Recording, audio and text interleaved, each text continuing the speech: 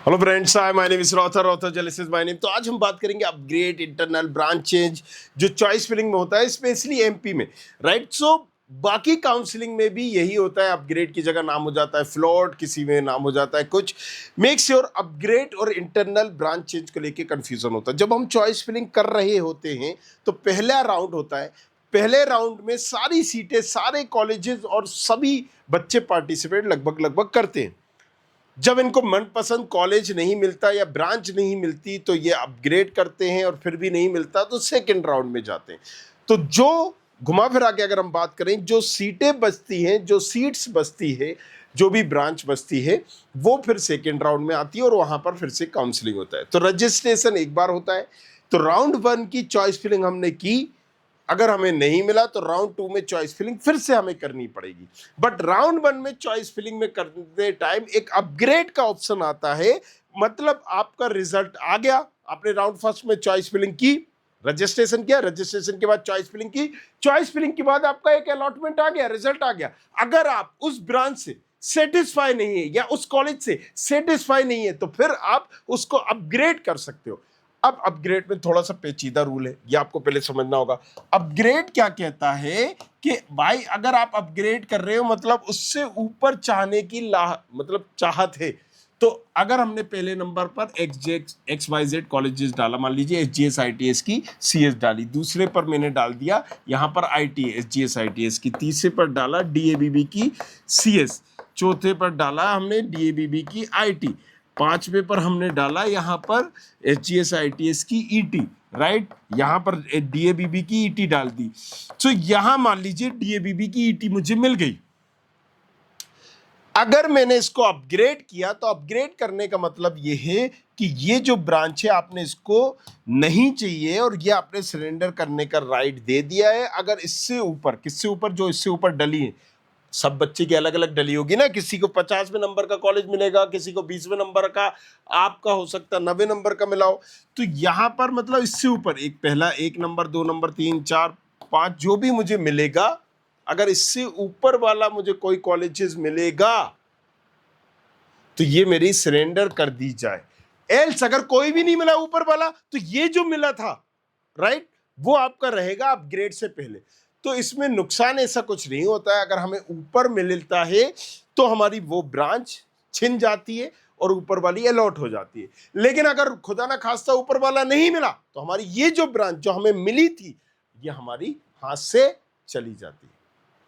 अच्छा, अब देखिए, आपको जो ब्रांच मिली, राइट, ऊपर वाली मिलेगी तो जाहिर सी बात है कि यहां पर जो ऊपर वाली में चॉइस फिलिंग की है आपने, ये प्रॉपर होनी चाहिए। अगर आपको 19वें नंबर का कॉलेज मिल गया और 1 से लेके 18 तक आपकी कोई भी ऐसी ब्रांच डली है कि आप सोच रहे हो भगवान बस ये ना मिले, वही मिलेगी, समझ लो, मतलब उससे ऊपर। मोरल स्टोरी ये है, कहने का मतलब ये है, कोई कमजोर ब्रांच या कमजोर ऐसा कॉलेज नहीं डला होना चाहिए, या वो कॉलेज, वो ब्रांच नहीं डली होना चाहिए जिसमें तुम पढ़ना नहीं चाहते हो। अगर ऐसी ब्रांच डली है तो फिर अपग्रेड करने का कोई उचित नहीं है, राइट। सो इसीलिए मैं कहता हूं कि यहां पर जब हम चॉइस फिलिंग करते हैं राउंड फर्स्ट में, हमें अपग्रेड के हिसाब से करना होती है, एक प्रॉपर चॉइस फिलिंग करनी होती है।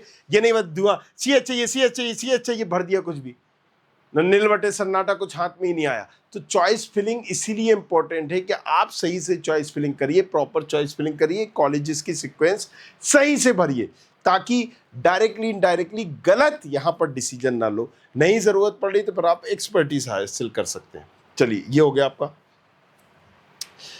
अब अगर हम इसके बात करें, राइट, अपग्रेड क्या है समझ में आ गया। अब एक और है आपका अपग्रेड के बाद क्या बोलते हैं इसको, sorry, internal branches. Yes, internal branches दो तरीके से होता है। एक होता है 1 साल बाद आपने CS या XYZ कोई भी ब्रांच आपको चाहिए, आपकी कोई भी ब्रांच है, EC है, आप टॉप आइए, क्योंकि CS में किसी ने कारणवश छोड़ दिया, किसी को भाई बाहर ट्रांसफ़र हुआ या किसी को कुछ और कोर्स करना था, उसने 1 साल ड्रॉप लिया, गवर्नमेंट एग्जाम की तैयारी की, उसमें निकल गया, तो 1-2 सीटें छूटी जाती है। तो अगर आप टॉप आओगे, अच्छा CGPA के बनेगा तो उसके आधार पर लोगे। वो एक होता है कॉलेज लेवल का इंटरनल, अभी उसकी बात नहीं हो रही। ये काउंसलिंग की में इंटरनल ब्रांच चेंज होती है कि हमने सेकेंड राउंड में चॉइस फिलिंग की, उसमें कोई कॉलेजेस मिला, हम अगर संतुष्ट नहीं हैं, राइट, हम तो कॉलेजेस तो हमें सेम रखना होता है, लेकिन ब्रांच चेंज कर सकते हैं। जैसे कि जोसा में स्लाइड होता है तो हम ब्रांच चेंज कर लेंगे। अगर मान लीजिए हमें यहाँ पर ईसी मिला है, राइट, एचजीएस आईटीएस में, और हमें आईटी चाहिए या सीएस चाहिए, तो वो हमें मिल जाए, उसके लिए हम अप्लाई कर सकते हैं। लेकिन ये नहीं कि चाहने से मिल जाएगा। इसकी भी एक स्टडी आपको समझना पड़ेगी कि रैंक क्या है, कैटेगरी क्या है, हमें इंटरनल जाना है या नहीं जाना है।